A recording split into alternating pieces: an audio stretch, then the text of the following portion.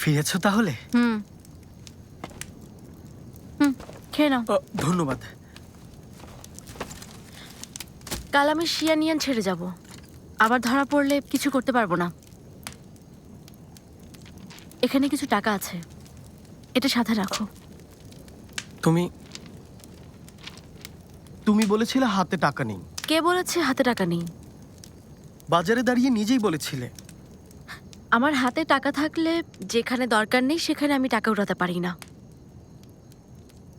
আহ, আমার কাছে এই কয়টা টাকাই ছিল, সবই দিলাম। তুমি তুমি আমাকে সব দিয়ে দিলে নিজে কি করবে?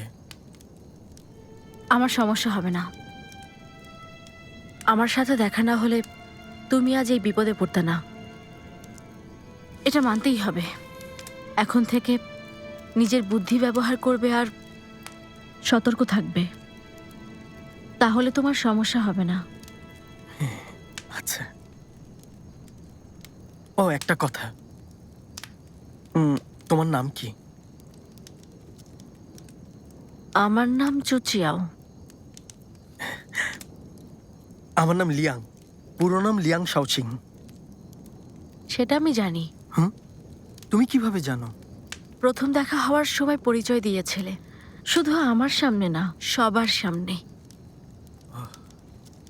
আচ্ছা, একটা কথা বলো, ওই কমান্ডাররা তোমাকে কেন ধরতে চেয়েছিল?